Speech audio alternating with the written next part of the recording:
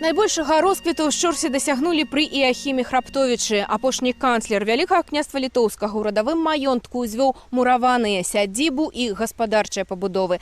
Ён жа лічыцца заснавальнікам найбуйнейшай на тэрыторыі нашых зямель прыватнай бібліятэкі. У Шчорсах працавалі Ян Чачот, Уладзіслаў Сыракомля і Адам Міцкевіч. Апошні менавіта тут напісаў знакамітую гражыну.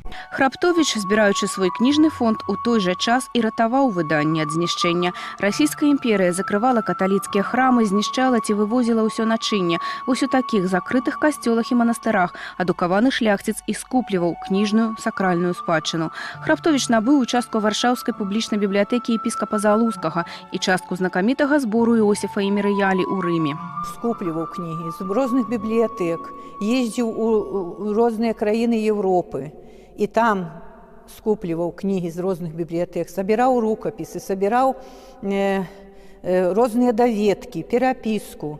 Усё гэта як бы архіўныя даныя, у розныя перыяды па-рознаму лічылася, у асноўным 20 000 кніг налічвалася, якія былі вельмі каштоўны па сваёй культурнай ценнасці.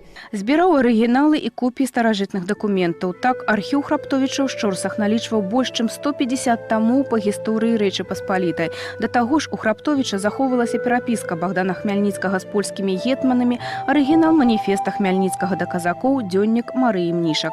Падчас Першай сусветнай, выратоўваючы сваю бібліятэку, Храптовіч большую яе частку вывез далей ад ваенных падзей. У 1913 годзе асноўную частку сваёй бібліятэкі ён перадаў у Кіеў, і на 1939 год тут было толькі 3000 экземпляраў. Канешне, асноўным яны загінулі. Загінулі і спалілі недалёку ад Любчы.